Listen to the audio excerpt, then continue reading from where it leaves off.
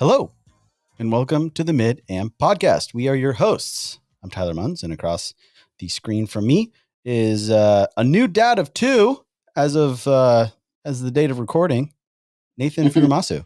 Hello. Congrats, man. Thank you. Yes, it's been a whirlwind 5 days so far. I'm sure. Yeah. And not that it's a stressful time of year anyway with holidays and stuff. You just needed to go X Games mode. Yeah, exactly. I leveled up this year, really.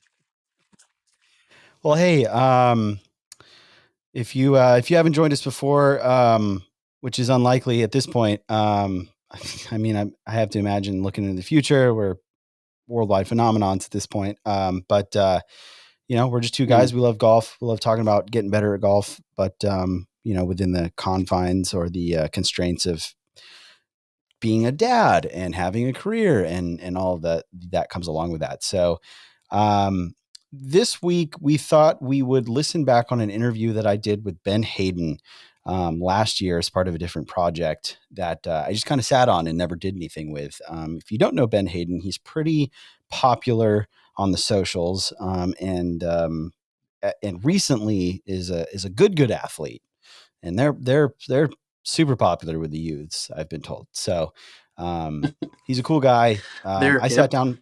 They are hip. That's what they're tight. Yeah. Joggers. I'm trying to think of other cool old slang. I mean, they're dope. They're rad. Dope. Yeah. They're boss. Sweet. I wouldn't even go so far as to say that they're boss. But it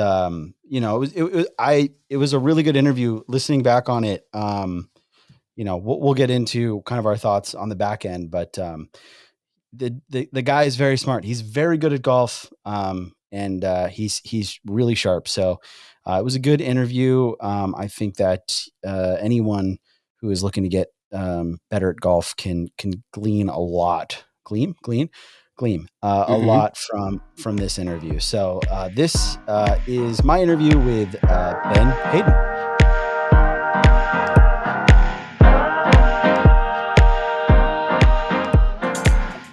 Cool. Hey, thanks so much for taking the time to talk with me. I'm super excited to have the chance to connect.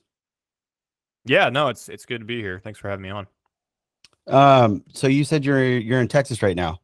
I'm not. I'm actually in Kansas. I'm going to be going to Texas tomorrow. Yeah, okay, plans changed. Yeah, I'm in my basement right now. I've got my actual setup. You can tell because I have a microphone in front of me. Yeah. God, it's probably, I don't know much about that part of the country, but I imagine it's pretty cold. It's not great. It certainly could be better. It's like, I think it's, and it's not as bad I feel like it's not as bad in Kansas as it would be if it were like 35 degrees in Florida. Yeah. Like if it were 35 degrees in Florida, I simply would not be playing golf. Like that's fully unplayable. That's a heavy cold. Yeah, it's a different type. It's like bone chilling. It's like San Francisco kind of too. It's just, I don't know, where are you from? You said you're from.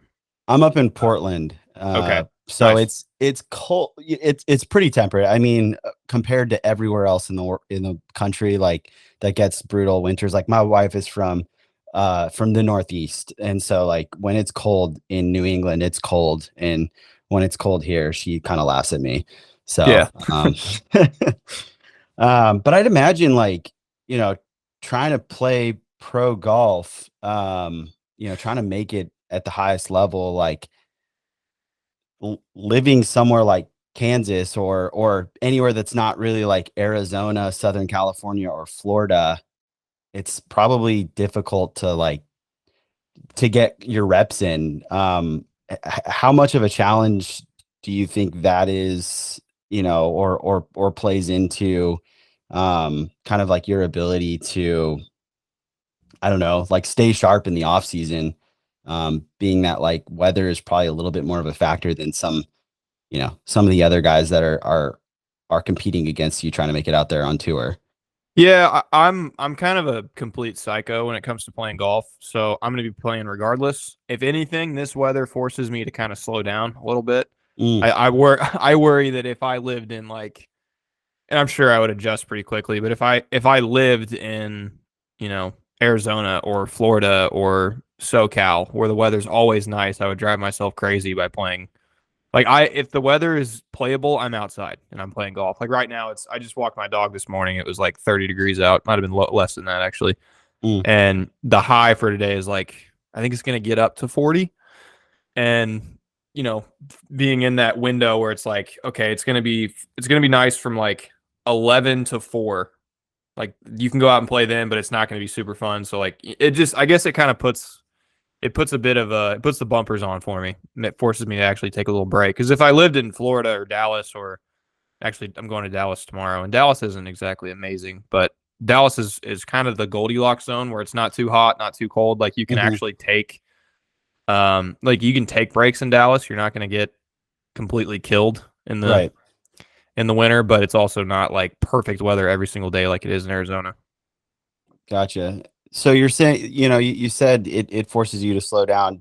You would consider that kind of an important aspect of improving, or I mean, what in the off season are you looking to make big changes, or is it, okay. So you're looking to find kind of weaknesses in the game and really like attack those. The whole mantra for the season typically is dance with what you brought, and then the winter you're trying to improve your dancing. Gotcha. And so right now I'm trying to learn some new moves that I haven't really been able to do before. Like my grip has always been strong, and it's gotten really strong in the last few years, I guess.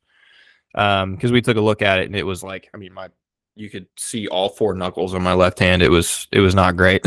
Yeah. But we've taken some steps recently to change that, to make my grip a little bit more neutral, because I was struggling with a 2-way miss. I was hitting it a gajillion yards left. So right now, the winter, I mean, when there's all these times that you're trying to make changes that you need to make, and now's a really good time, I think. Like I'd say probably 3 weeks ago, I started on the grip change, and it's kind of just starting to feel okay. But that's certainly not a change I would have made in July. Gotcha. So when you're going after kind of big, fundamental foundational changes like the grip, what's your approach to, I guess, kind of transitioning that into your game? Like, is there a time period in which you're going to try to not be on the course too much just because you don't want to get any like demons in the head as you're trying to get comfortable with something as big as changing like that? Or is it something where you need to force yourself to be out on the course and being very uncomfortable with that until it starts getting comfortable? Well, fortunately, what happened with me was we had like a week where it was like 20 degrees out, and it was just fully unplayable. There was snow on the ground. It was just like courses weren't open. So I spent probably 5 days spending, 2-3 hours a day just rapid fire hitting balls into a net, trying to get comfortable with feeling a weaker grip.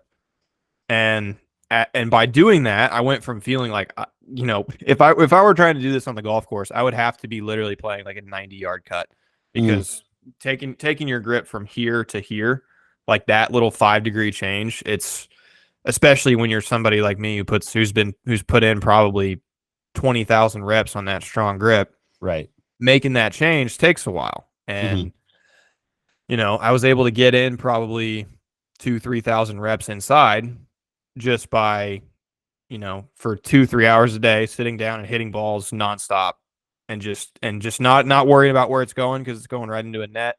Right. And just getting comfortable with making contact with a golf ball while holding the club weaker. So then what happens is, you go back outside and you got to the point where it feels comfortable, you're making contact. But then the problem is at least for me, I don't know, maybe I'm just a bad golfer, but I was miserable out there trying to play golf with this weak grip. I mean, I'm sure everybody's got a different opinion. I think going from a strong grip to a weak grip, the only harder change would be to actually try to play left-handed.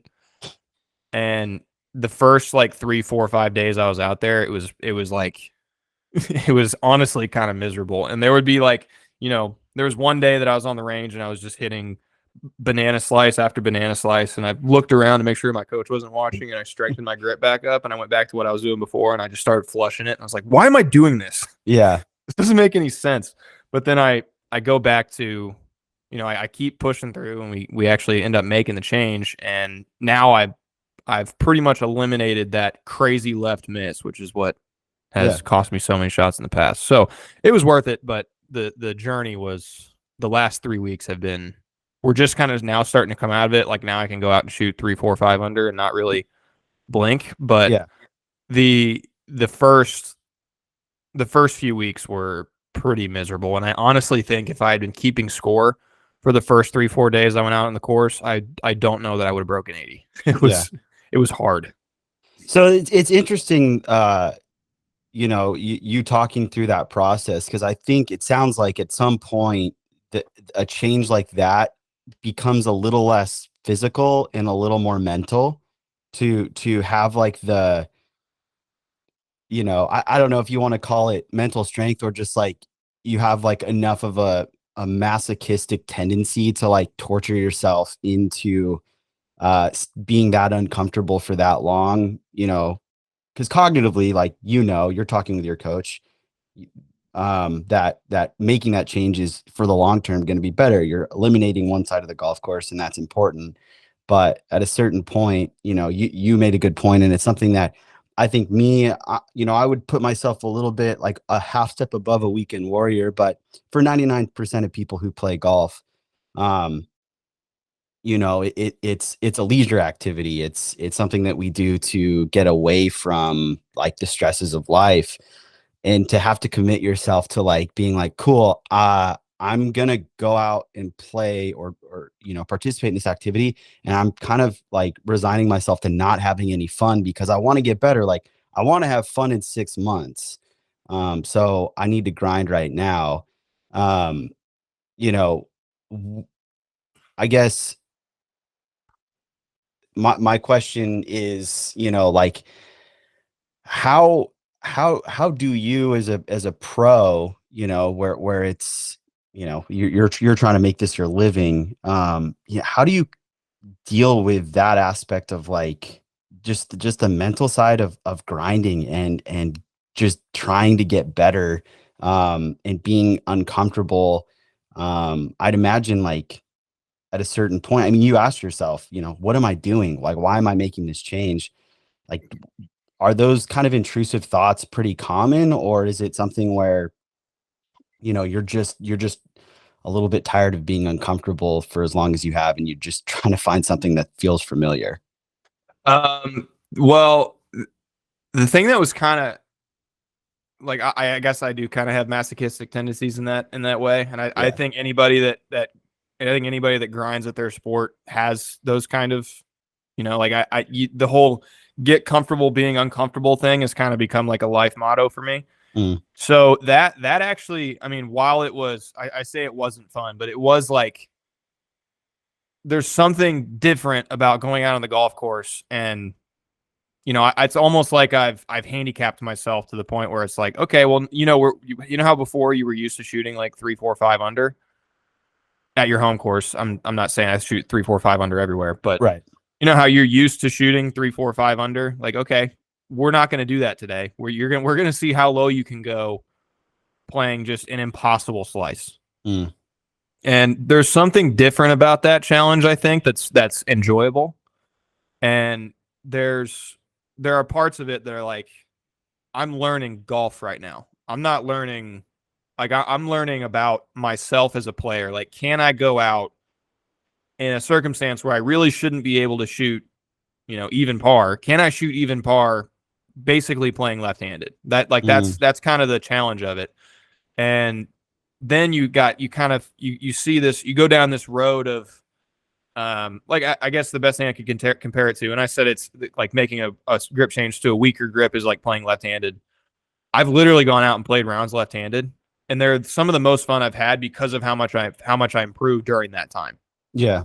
So that level of improvement, it's something I don't see very often. Like, I don't see a 5-shot improvement over the course of 3 weeks ever. If I did, I would be the best player in the world. And it's just like, because, my scoring average, like let's say my scoring average is even, but if I take it to 5 under, now I'm the best player in the world. Like that's what that means. Right. So, I mean, 5 shots is a crazy, crazy margin to improve by, and I got to do that over the course of 3 weeks, and it did get me back to square one. But now I feel like I'm in a position where I'm a lot more stable. So yes, it's worth it. You do have those moments where you're like, God, I really wish I could just go back to hitting good golf shots. Mm-hmm. But now that I'm like comfortable with it, and I feel like I can actually hit golf shots, it was 100% all worth it. I feel really good about it going forward. So you said it took, you're 3 weeks into this change, a pretty monumental change in the grip. On average, how many hours a day are you working just on getting, or, in the last 3 weeks, last 21 days, have you been working on, just getting comfortable with the grip? All day. I mean, you mean like just like you're focusing on getting comfortable with the grip, beating balls in the net or what have you, like in the last 3 weeks on average, like what is it, like 2, 3, 4 hours a day that you're hitting balls, like just trying to get comfortable? At least. Yeah. I spend quite a bit of time on the range. Or I did. I don't typically spend that much time on the range. I'd say, on average, I might spend 30 minutes on the range a day. Just, okay. Hitting balls for 30 minutes a day. If it's a practice day, like 2 hours, 3 hours maybe. But every single shot, I'm checking my grip now because it's really easy to let it float. If you're not, if it's a new, like before I could grip the club the exact same way every single time, no issue. But now that it's a change, I have to keep, like every time I hit a shot, I have to check it. So I guess the entire time I'm at the golf course, I'm thinking about my grip, which isn't a very fun place to be, but it is like it's just another checkpoint I have to do. And I don't do very many checkpoints to begin with, so adding in one isn't that big of a deal. It's just alignment, grip, see the shot, pull the trigger kind of thing. Whereas before it was alignment, see the shot, pull the trigger. One extra step. Yeah, one extra step isn't nothing, but it's not really that crazy. Yeah. And I mean, the reason I kind of wanted to just highlight it again is that I think for an average player, that's not playing high level competitive golf, like our current culture of like instant gratification, or looking for the cure swing tip on YouTube or whatever, like when you're going into any sort of change, like if it takes a pro who's working on this all day every day, it takes 21 days just to start feeling good. If you're practicing once a week, it's going to take you like 6 months as someone who's not really, who's not dedicating as much time as a pro, to making like significant or, remarkable changes, something that's actually noticeable, so that when you're on the course, it starts feeling comfortable. And that's something that I've been, I'm working on as part of the project that I'm doing, just to see like, hey, can I improve? That's one thing that I've noticed is like, man, I've been working on the same move for like 6 weeks now. I practice like 3 times a week. But I'm still not comfortable, and it's been like 6 weeks. And the guy that I'm working with, he said, yeah, man, it could, like guys do this all day, every day, and it takes longer than that. So you gotta kind of have to buckle in and just understand that it's going to take time. And because to your point, you had 20,000 reps potentially with that strong grip. Like it's going to probably take a good amount, maybe even close to that exact, just to undo, quote unquote undo, what you did. So yeah, I wanted to kind of highlight that, because that's super interesting. That's something that I've been learning kind of daily, that it takes time. Yeah, no, it's a full-time job. I can't imagine how difficult it's got to be, because I do it as a full-time job. I can't imagine what it would be like to like want to get better and feel like you're putting in the work, and only having 3 days a week to go practice. That does seem that seems tough. One thing I would say to you is, if you only have 3 days a week to go to the course, you can absolutely find 30 minutes, even 10 minutes a day if you have a full length mirror, or if you have a camera that you can set up to work on that move in the house. Yeah. And just doing like what was it? I can't remember who wrote the article, but it went viral. This was years ago though. It was about I can't remember if they did a study or if some coach just said it, but if you just do 100 practice swings a day, it's exponentially better than none. Yeah. So if you can spend 10 minutes a day or 20 minutes a day getting in 100 practice swings, working on whatever move it is you're talking about, right, and exaggerating it and getting to the point where you feel like you can overdo it, that's the biggest thing, is like feeling like you can overdo it. Because that was the thing that really made me break through on the script change is I went 2 week. Like I went Jordan Spieth week to the point where at the top of the swing, I was like calling Morikawa wrists, just, broken. trying to get flex into my wrist in the downswing. And I went and saw my coach and he was like, this is 2 week, dude. Like you need to go back the other direction. And when I overdid it and then went back, then it felt just like normal. Gotcha. So that would be, if you're making a change, that would be the biggest thing is overdo it. Like get to the point where you go back to your coach and he's like, whoa. Yeah. That's too much. That's too much. Let's go back the other direction. Then you can just feel like you're swinging normal. Kind of switching gears a little bit into practice. I was watching a video that you put out, one of your daily vlogs. Or no, it was the video rather of you discussing kind of coming up a little bit short on Korn Ferry Tour Q School and PGA Tour Latin America Q School, and you had mentioned that leading up to the tournament, you had perfect practice sessions. Could you walk me through, as someone who is trying to learn how to practice? I taught the game to myself. I haven't really played much competitive golf. I'm trying to learn how to practice effectively. Can you walk me through, like, at a pretty high level, like what does perfect practice mean to you? So I think that the thing that people don't understand the most about pro golf is that, like, if you go watch a professional golfer play a golf tournament and you think, wow, that's some high level golf, I think you might be shocked if you went and watched a practice session. Meaning, like, I'm not typically one of these guys. I'm not perfect by any means, but I literally know guys that I've sat behind on the range at, like, I just played PGA Tour Canada, so not even the highest level, like AA baseball, basically.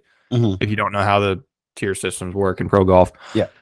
Essentially AA baseball golfers who just straight up for an hour on the range do not miss golf shots. So when I say like a perfect practice session, I think people think that, and that's kind of what I meant. Like I've leading up to Q school, the point is, like, I want to, like, your dream scenario is that when you're practicing for Q school, you get to the point where, like, you start to feel like, okay, this month of practice has been the hardest month of my life. Like, I'm getting up early and I'm going to sleep late and I'm like grinding and I'm grinding and I'm grinding. You do that so when you go to Q school, then it's just easy. And that's kind of the whole point of it. But what I mean by, like, perfect practice sessions is essentially, there's a couple rules you have to follow in order to execute a perfect practice session. Okay.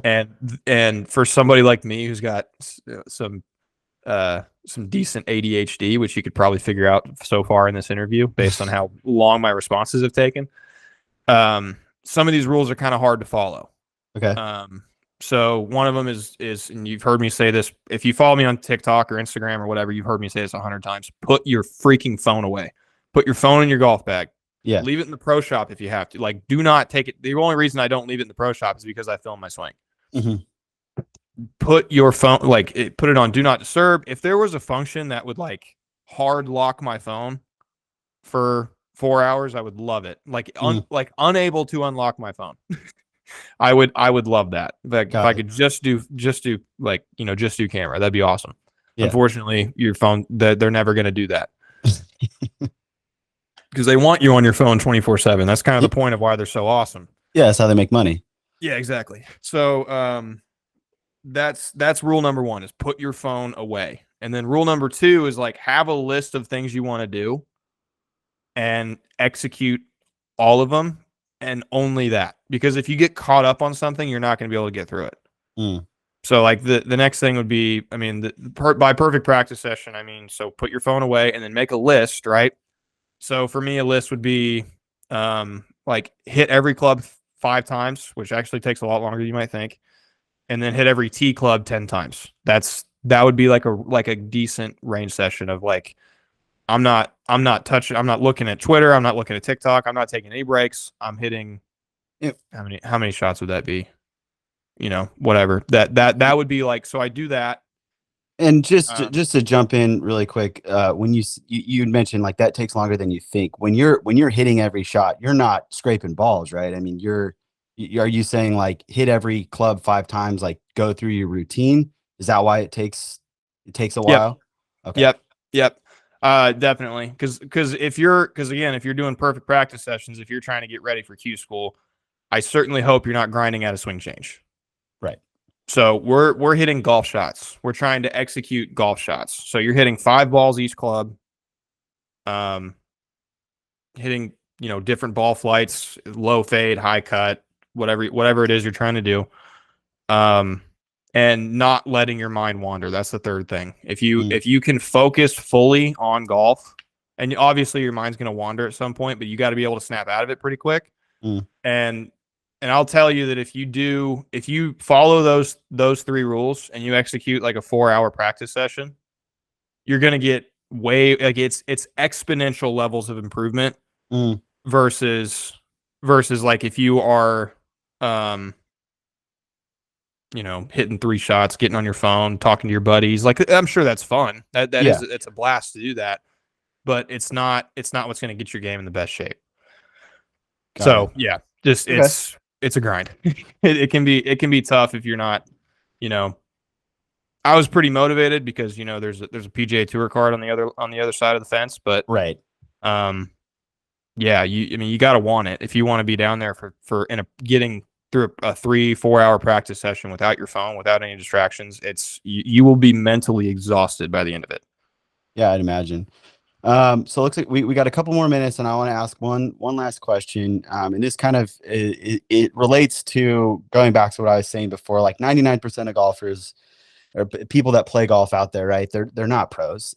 They're just it's a leisure activity. But a lot of us, if you spend any significant amount of time playing, we want to be better. I want to be the best that I can be. So in that vein, my time is limited. A lot of people's time are limited. I don't have a ton of time to practice. So if the PGA Tour came out and all the subsequent, ancillary tours came out and said, hey guys, we're going back to college rules, but we're going to get a little draconian, and you are only allowed to practice 6 hours a week. That is the cap for every single player. Okay. How would you, as someone who's trying to make it as a pro, how would you break that up? And you can answer that in any way, like, I would spend X amount of time on this aspect of the game or whatever. And this doesn't include, like playing. I would say, playing rounds is different, but just like at the range, around the short game area, chipping, putting, that kind of stuff. Like, how are you going to break up that 6 hours? That's a really good question. Well, I'm already my first thought, and I know this is probably cheating. My first thought is thinking, what can I get done off the course? Yeah, that's what becomes the most important, right? Because you gotta really, work the hell out of those 6 hours. Those have got to be. We talk about perfect practice sessions; those have got to be flawless. Yeah. It becomes a lot less about, and that's kind of true at the highest level too. Every guy that's at the highest level of golf or trying to be at the highest level of golf is practicing 10 hours a day, right? It's the guys that practice well that do it. So I think the biggest thing for me would be, I would just do that hour practice session that I posted the other day on TikTok. 50 chip shots, 50 chip shots, 10 bunker shots, setup checks, lag putts, and then 1 hole. That I would do that every day. But I would be spending probably close to I'd be spending I'd be spending an hour in the gym every day at least, maybe 2 hours in the gym. Gotcha. Doing golf related workouts. Doing golf related workouts just as like a something to not like, because I'm assuming you mean at the golf course. Like you can't I mean, like, it's you are allowed to spend 6 hours, combination of the range, the practice green, and short game area. And then you can go out and play on the course, do your typical practice rounds and things like that. That's a little different for someone like me. Like, I'm probably only going to be able to get out like once a week to play 18. Maybe in the summer I'll be able to sneak out and play 9 during the week or something like that. But like, I can probably steal away, either it's before I head to the office or, in between meetings, I can go hit balls for an hour. I can go chip and putt. So, if that were the way that you had to look at it, because there are now restrictions on how much time you can spend, say there's like one area now you're allowed to practice and you have a key card, Yeah. How are you going to spend those 6 hours? You had mentioned that 1 hour practice session, which it's funny that you posted it as close to when we started talking, because this question's been on my mind for like the last 2 months.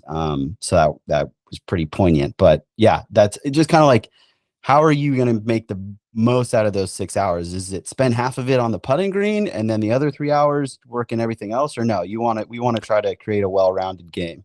I know putting's important, but everybody really overrates how good you can actually get at putting. I think there's a rate of diminishing returns when it comes to putting, and obviously, like, you can go watch my videos, you can see my stats. My putting's not great, so I know you probably don't want to listen to me on this, but it's a lot more about where you putt from than how you putt, and your ball striking and your short game are going to have a lot to do with that. So that's why I only in that perfect practice, that hour practice session that I posted, I only spent 10 minutes on putting. I spent more time on short game and like hitting and driving and and hitting golf balls than I did on putting. And the reason for that is, you got to have those days where you sit down and you grind out your putting stroke and you make a bunch of putts, but I think it's way more important to be putting from closer. So just making putts from like 6 to 15 feet is very, very important. But I think people underestimate how much control they have over that. Yeah. Yeah. So that would be my 6 hours a week. I would just do that hour practice session 6 times a week. And then I would spend more time in the gym, and I would definitely spend a lot of time, not a lot, but I spend 30 minutes probably before the practice session, like meditating, getting my mind clear and ready to focus on what's important.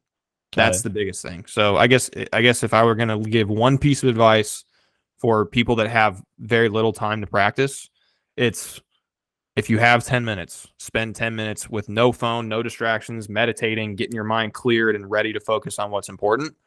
Because that's like, the more you're able to focus, the more you're going to get out of the time, which is why I say put your phone away. Yeah. Well, and it sounds like too that, based on a previous piece of advice that you gave me a little bit earlier, was that, there are things that you can do at home that don't involve a golf course. So it's like practice swings or, over exaggerating. So like optimizing those type. Yeah, exactly. Yeah. For the visually impaired, because this is just going to be podcast, Ben pointed down at his perfect practice putting mat. So it's optimizing those 10-15 minutes you can steal away to do to work on a move or your putting stroke or what have you. So it's about optimizing your time off the golf course as much as it is optimizing your time on the course. So well, hey man, I know we had 30 minutes. We're a couple minutes over. I really, really appreciate your time. This has been incredibly enlightening. I know for myself, and I think for anyone who is in a similar position to me, that just wants to improve but doesn't have a ton of time to do it. I think there are a lot of really good nuggets here. So I'm eternally grateful for your time, and love your content. Thank you for putting it out there, because I think it's really valuable to see, to see that stuff, and for you to share, with the internet golf community is great. So just wanted to say thanks. Yeah, thank you for having me on. You can probably tell I love talking about golf, so this wasn't much of a chore for me. But yeah, hope some people benefit from this, and put your phone away. After you listen to this podcast, put your phone away. Awesome. All right. Thanks, man. Take it easy. Yep. Have a good one. Yeah, Bye. you too. Bye-bye. And that was my interview with Ben Hadden of Good Golf and his own, his own social media fame in his own right. Again, I got to spend the time with him. Nathan, your kind of initial thoughts. What was your major takeaway? Yeah, I mean, I liked it. There's obviously a lot to be learned in a short and sweet interview there. But, like you said, he's a heck of a player. And, anybody at that level, they probably say stuff that's poignant to people at our level without even knowing it. So, yeah, I really enjoyed it. What was, if you kind of had to cherry pick, like, what was maybe there, I guess I'm assuming that there may have been, but if there wasn't, let me know. But if you had to kind of cherry pick, like, what was one thing that stood out to you most to say, like, whoa, that kind of like, let me rewind and re-listen to that, because that's maybe not a way that I've thought about things, or it's it shed a little bit more light onto an aspect of the game that, maybe I hadn't looked at it from that angle. Sure. I think probably the thing that jumped out at me like that, I have a list of a few other things sort of chronologically through the Okay. interview, like sort of Well, like I did with yeah, the then Andrew let's jump Dalmasa into one. that. But Yeah. okay, Well, well, let's just jump into that then. okay, yeah, sure. So let's see. First off, he was saying being the statement about being comfortable, being or feeling uncomfortable. Mm-hmm. And I just think, like, I don't know, probably none of these are new to me, but sometimes things land with fresh ears, and I appreciated that. And what I know in my professional life about like motor learning and things like that, um, that's necessary, and it never quite sunk in with me like that. I've heard a swing instructor before saying, like, oh, you're making a swing change and it feels weird and you hit the ball like crap. Good, it should. That means you're Mm-hmm. probably doing it correctly. If it feels good, most likely you're not doing what you should be, and you're reverting back to your old patterns. New movements feel different just by nature. So if you're making a change, it should feel awful, and it should Yeah. feel weak, and like Yeah. not strong. Like, talking like about his grip. Yeah. Well, I think, too, the word comfort has a lot of connotations, and for me, for the longest time, it meant good. Comfort is good. Be comfortable with being uncomfortable, and that's like, um, this idea of like, oh, I'm going to enjoy being uncomfortable, and that's not at all what Ben is saying, or any person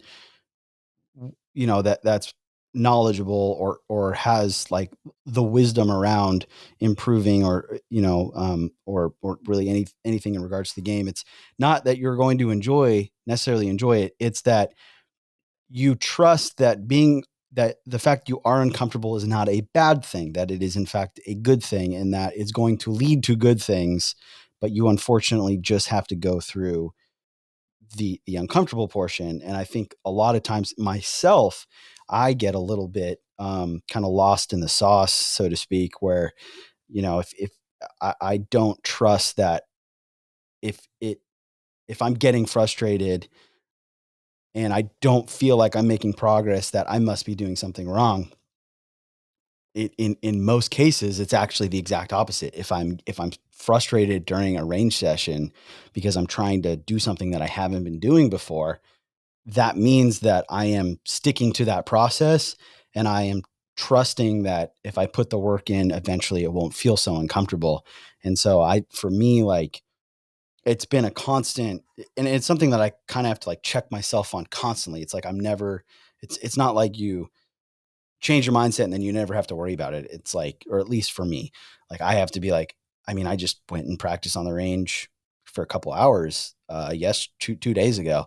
And like, I was so mad. I almost I was like getting very close to throwing clubs on the driving range because I was so frustrated. But then when I was like looking at the video, I was like, oh, you know what? Actually, I'm making the moves I want to make. The contact just sucks because like my sequencing is all off because I'm not focused on the flow. I'm focused on, how my body's moving.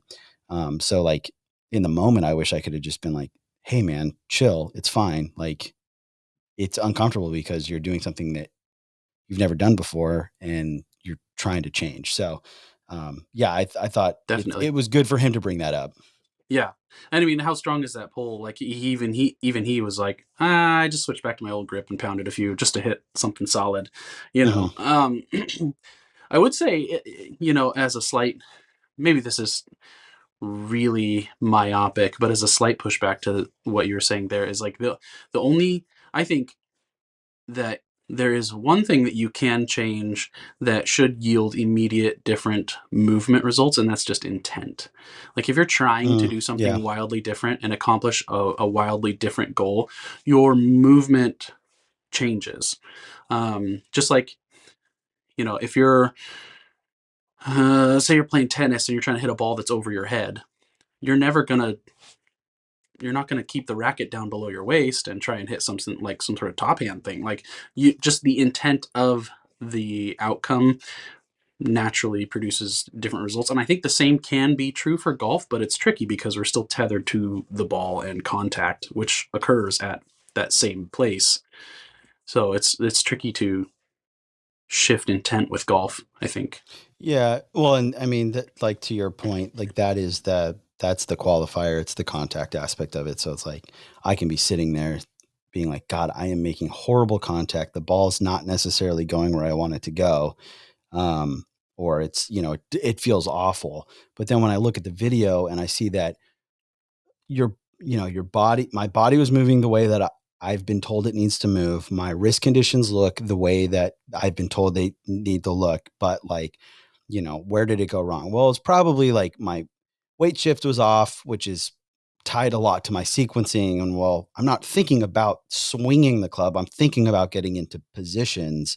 And so it's like, hey man, give yourself a break. Like Mm, you can't do all those things at one time. You can only focus on like one thing, especially me. I can't yeah. multitask to save my life. And it's especially true on the golf course. Like, so it's like, hey, if my only goal is to turn my wrist, feel like I'm, Colin Morikawa and turning my lead wrist down because I need to I need to force my body to square the club face with rotation rather than a flip. If I'm doing that and I'm still not making good contact, I'm not like that change is happening. In my mind, it doesn't feel like it is, but if I can step Hmm. outside of myself just for a second, Hmm. then I could see that, yeah, no, that change is happening. Yeah. It's So just, practice with feedback is the real message there. oh yeah, 100%. You have to, if you're changing something, you have to have some way to analyze what you're doing every shot.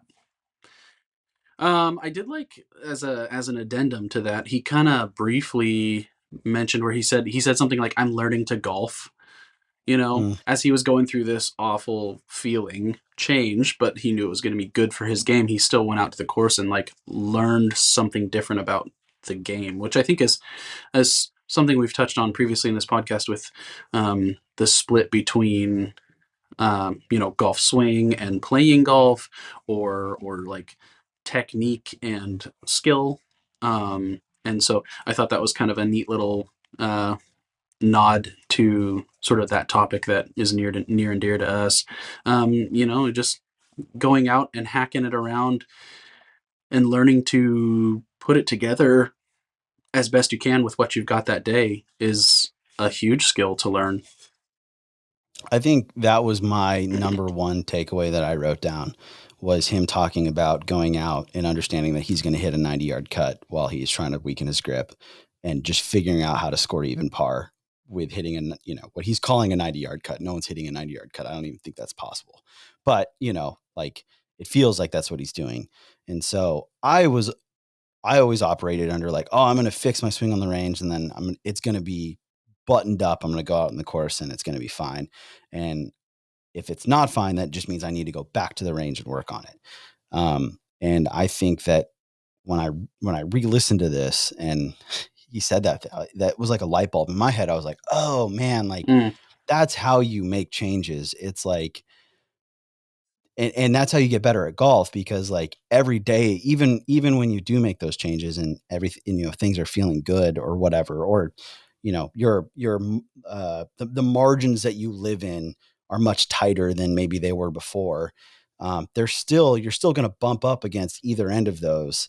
And some days it's going to be on the bad side, and it's all about like figuring out how to string something together when things aren't working. And so taking that same approach into like a major swing change, where for me, like what I'm working on is kind of the opposite. It's like turning down everything and, really trying to hit these like big, like almost like push hooks or push draws.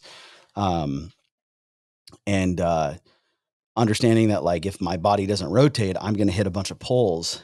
It's like, okay, go out into the course and do that and figure out a way to score, with the understanding that like you might hit a bunch of pulls, and then just get it done, figure it out. And then like, don't be scared of the pull because you didn't finish turning, but your club face was, oriented the way that it should be.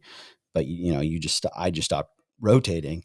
Like do that. And then eventually, like, I think hopefully like the brain will figure out, like just through aversion, like trying to avoidance is just like, oh, I don't want to do that anymore. Like what if if my hands aren't gonna, twist up and flip the club head, what's the next best thing? Oh, I have to rotate, and boom, I fixed my, in theory, I fixed my problem. Yeah. I want to come back to that, but just to put a bow on kind of this, like, another, like I said, good players tend to say things that seem like sort of innocuous. But, another pretty good player, Tiger Woods, used to be like, oh yeah, I just didn't have my A game, or like I had my Who? B game, C game. Um, he was a Nike athlete for a while. No, like Nike Tour, Yeah, no, on the PGA. PGA I don't Tour. know. Yeah, look him up. He's pretty good. But he used to Oh, just like in like press interviews and stuff.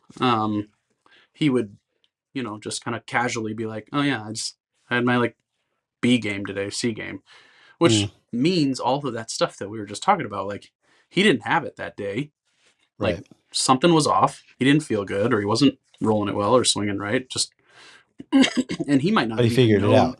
Yeah, and he might not have even known what was going on, but he Right. figured it out and he hacked it around and, probably made the weekend and, made a little bit of money. So, Yeah. Oh yeah, no, Tiger Woods. yeah, Eldrick, Ah, I've you know, yeah, okay. Yeah, he's made some cuts. I think he made a lot of cuts in his time. yeah, yeah. Um, but yeah, going back to what you were saying about like, well, essentially this spectrum and my brain's gonna have to figure it out. That ties in nicely to the probably one of the other points I wanted to highlight from the interview with Ben was he was talking about just you have to overdo it. He's like, what really Mhm. clicked for me is when I went like way too weak with my grip Mhm. and then came back a little bit. Um, this is very in line with Marcus Bell from like GRF Golf and a lot Yeah. of the stuff he talks about, where it's like you have to explore the motion. Like if you hit, and he's not the only one, but he's a favorite of mine, so I'm happy to mention his name. But if you are somebody who hits it left all the time, like Mhm. go to the range and you only know this sensation. Go to the range and hit it as far right as you can for an entire bucket, whatever. But essentially what you're doing with that is you're creating a spectrum for yourself. Like if you don't know what left is, you you can't know, or if you don't know what right is, you can't know what left is, right? Right. So if you Right. only know one, you have to diversify to, excuse me, to create yourself a spectrum, so then you can find your ideal. And that was kind of what I feel like that's the same thing with any motor learning. Like if you struggle to turn and, your progression, Tyler, your progression over the last, year or so has been a kind of a nice case study for this. Like, you just turn as hard as you can. Like, you're doing Right. everything you can to learn how to make yourself turn, and you're probably going to hopefully get to a point where you turn too much and you kind Yep. of have a weak, wipey little, I start spinning out, and that yeah, would be, spin it out. and then it's like, Yeah. okay, just But then you'll now feel like know, you're staying over the ball. oh, now I just dial it back a touch, and all of a sudden Yeah. I'm butter. So, I think it's so simple and so infuriatingly difficult. Well, I But think the word yeah. spectrum too that you used is really important for people to understand, and I'm not, I'm not saying that as an expert. I'm saying I'm talking to myself here. The idea of this of spectrum is super important because it's always a sliding scale and you're never done. And so like it's, overdo it so that you can dial it back, and then you're going to have to find the overdo it again, and then you're going to have to Mm-hmm. dial it back again.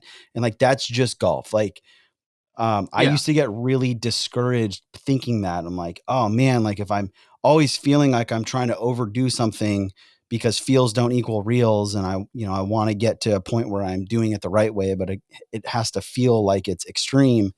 I'm like, oh man, what's the point? That's not what pros are doing. And then come to find out, no, that's exactly what they're doing. Like Mm-hmm. they're bumping up against the edge of the extreme and then getting back into a comfortable place to where they don't Yeah. have to think about it. And then as like with everything, as we change on a day-to-day basis and start feeling different, you have to kind of adjust those things. I think what Trevino said, or no, not Trevino, Gary Player, like one of my least favorite Who? golfers of all time. Huh? Who? Gary Player, South African, cheated a lot. Ernie. Oh no, Ernie Els didn't cheat. Gary No, Player? Ernie. Yeah, Gary Player. Look him Okay. up. He wears I he will. wears all black. Um, he Okay. he he said, something along the lines of the golf swing is never owned, it's rented, and rents due every day.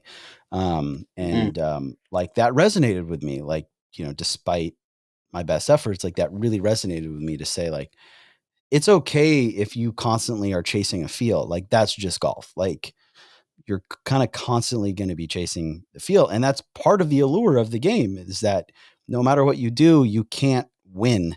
You can only hope to try to compete.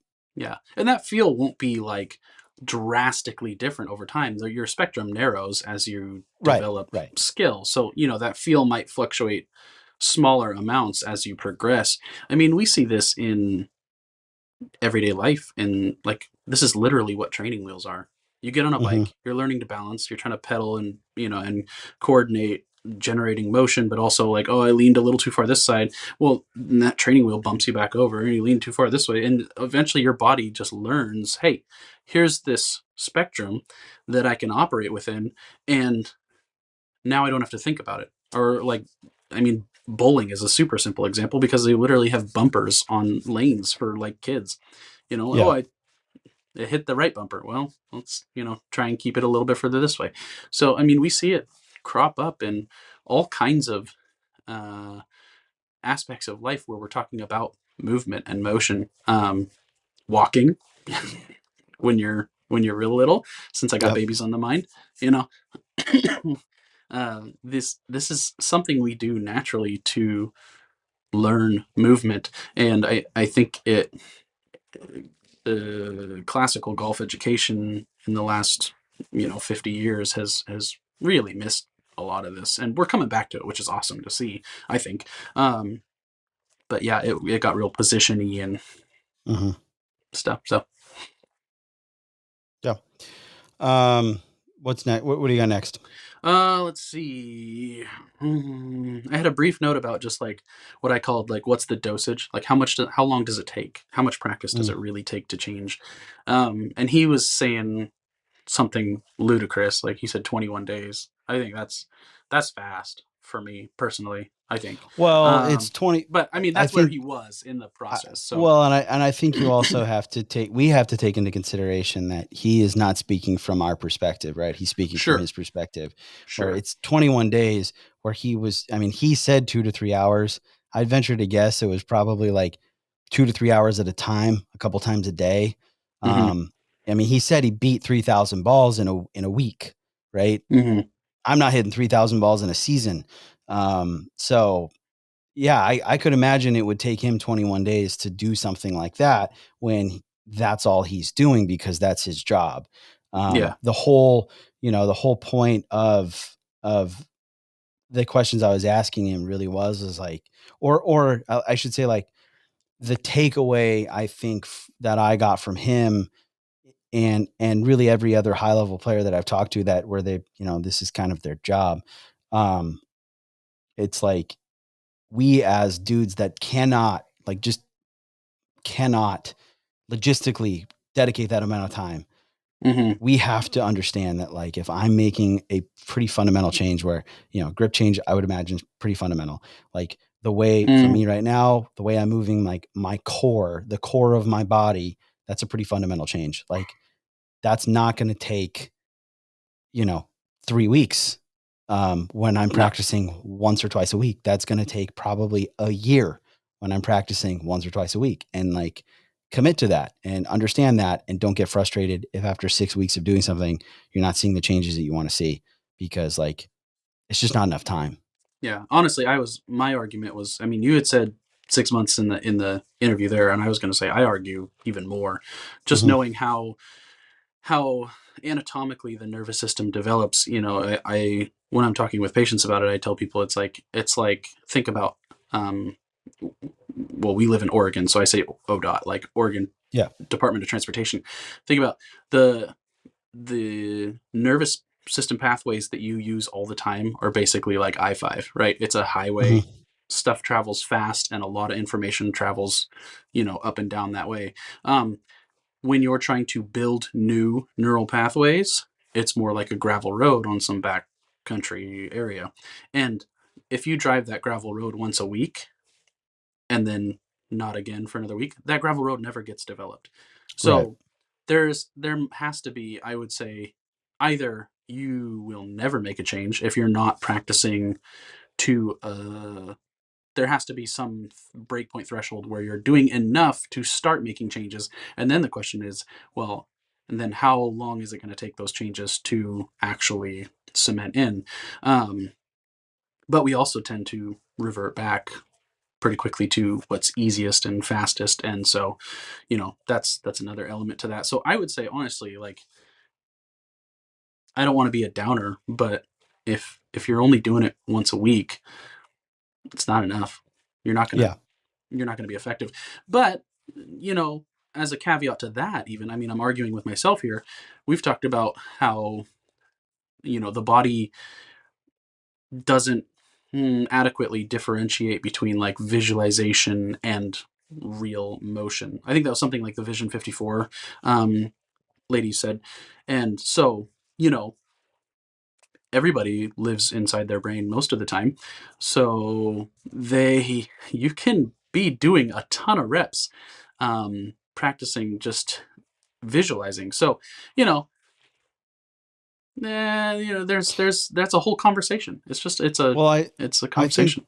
that goes into a little bit of another point that Ben had made where it's like, hey, like you have golf clubs at home, like you can make 100 practice swings a day and Yeah. like get You don't even need a comfortable club. with no, right. You have a mirror. Yeah. Yeah, mirror video on your phone, like this idea of intent, like reps don't necessarily need to come on a driving range or at a golf course or chipping green and putting green, like being very judicious with your time and um getting creative with the way that you do get your reps in. Like, hey, maybe it is possible for someone like us to get 2,000 reps in a week where only 200 of them are actually coming on a golf course or a driving range, For sure. like, if I'm sitting down with my wife and watching Vampire Diaries, like, could I be standing up and, You're much thinking to about how her, your core moves when you're watching Vampire Diaries. I know it. yeah, you're gosh darn right, dude. Damien. Yeah, that's right. Um, yeah, I'm Team Damon all the way. I Of don't course. understand the appeal of Stefan at all. Of Um, course.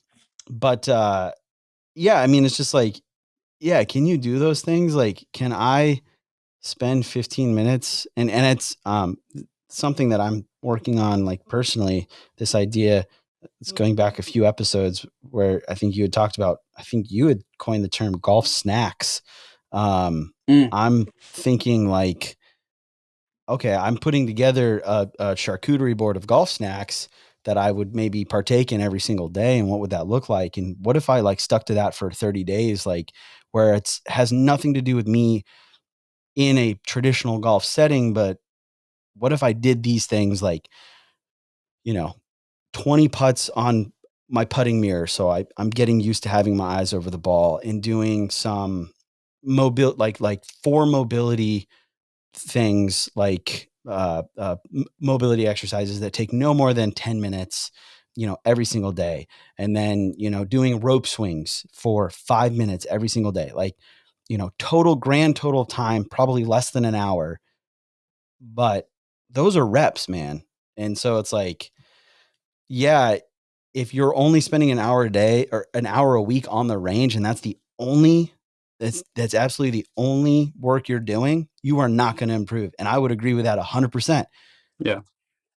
So figure out how to get more practice in without going to the range more, because that might not be possible. So For sure. I would say, like, I agree with both of, what your initial statement and your caveat, so to speak. Yeah. It's just, this is Ben kind of highlighted it. Yeah, this hits home for me right now. I mean, there's no way. I mean, I have a 5-day-old baby. There's no way I'm out hitting balls, swinging a club. But, me personally, what I've been doing is when there's quite a few times where I'm laying in bed trying to fall asleep. I try and, picture sometimes myself, but most time it's just kind of like that anatomical, like Gears model body, like going through the motion that I want to go through with the proper sequencing and the amount of turn and yada yada yada, release patterns, etc. But also, like, so that's just visualization, but also, like, I'm up multiple times through the night helping with feedings, 2 o'clock, 5 o'clock, 8 o'clock, and Right. I practice pressure. I hope my wife doesn't listen to this. I practice pressure shifts while I'm sitting there holding my daughter, and because I'm kind of standing there and rocking anyway. I mean, yeah, you're in golf posture, dude. Exactly. So, why not feel that heel toe kind of relationship, and why not kind of just add a little nice slow motion pressure shift and just feel that. Those are the things I'm working on in my swing right now. So we might as well, have a little snack. That's right. Golf snacks, man. That's golf snacks is the way of the future. Yeah, no, I think that all ties into, Ben talking about, like, 100 practice swings a day. Like, you might be surprised at how well, how much work that can, or how much benefit that can actually have. Yeah. Last thing I had was, I love your 6 hours of practice question. I mean, that's just such a good one. And I hope we keep asking it when we have like joint, guests on that we're interviewing. That is a question we will ask everyone. It is a standard one. I did have a thought that was somewhat interesting to his answer, because he sort of, not really, but he sort of poo-pooed putting a little bit. He was like, it's not as big a deal. You don't really have that much control over it. What he cares about is where you putt from versus how you putt.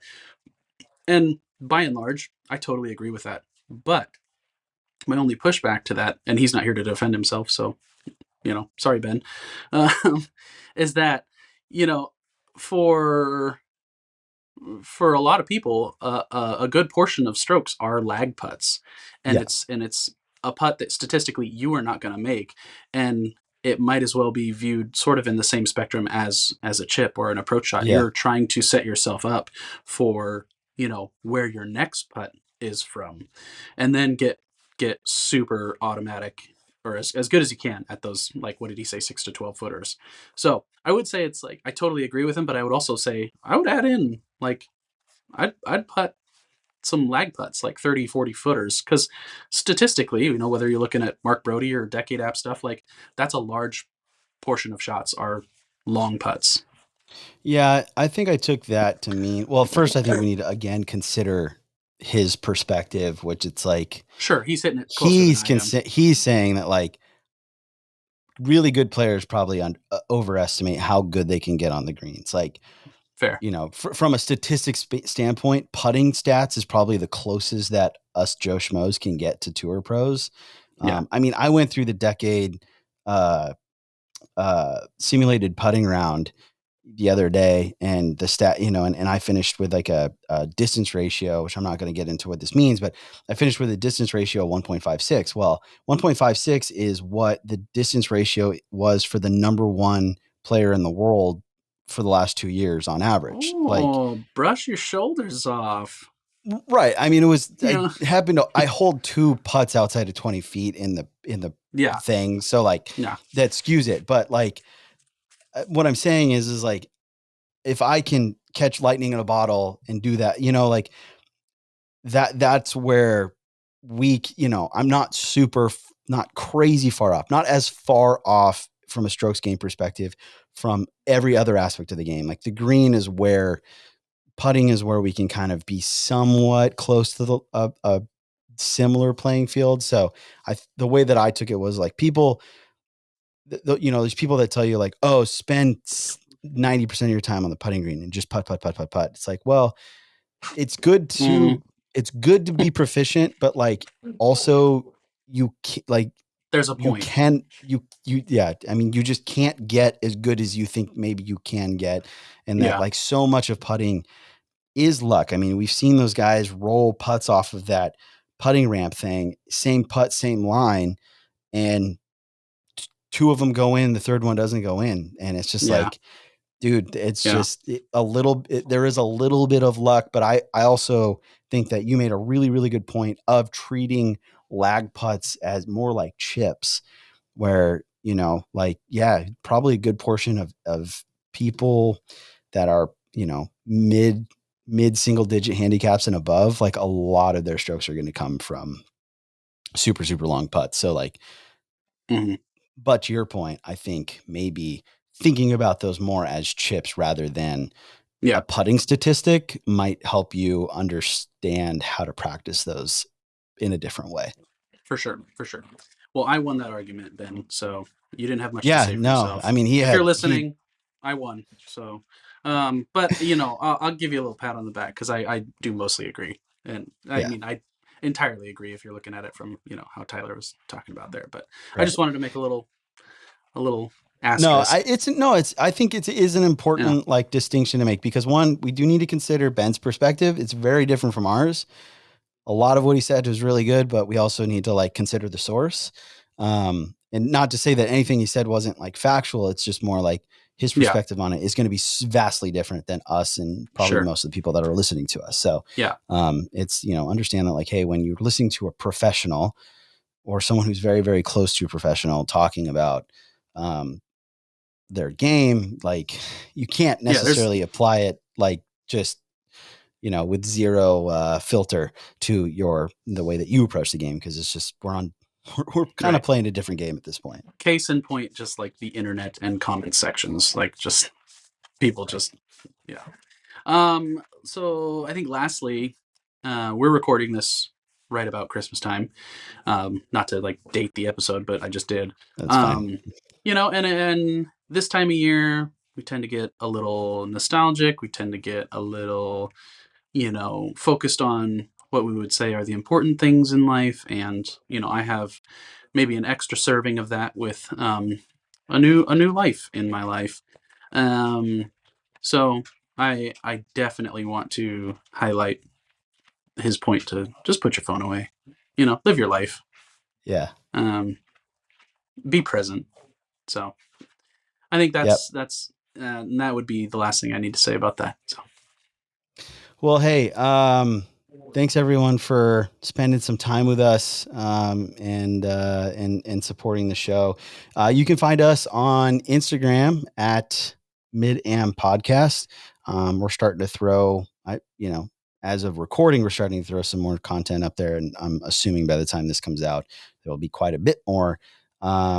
You can also find me personally at Fade and Fairway or Nathan at Thistle Leather Goods for some awesome head covers and whatnot. Although I know you're Nothing's happening right now. Yeah, you're not going to be working on that too much at the moment. Hey guys, if you, I should say folks, if you are enjoying the show, please make sure you rate the podcast and give us a little review on whatever platform you are listening to the podcast.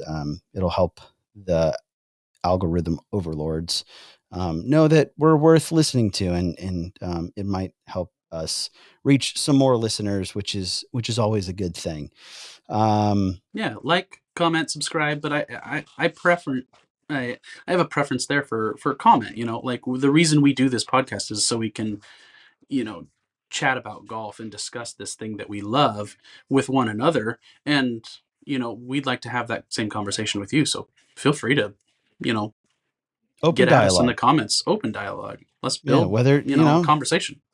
if you disagree, if you agree, if you have a different perspective, or just let us know that how these things are applying to you, or how you might potentially look to have them influence your own game.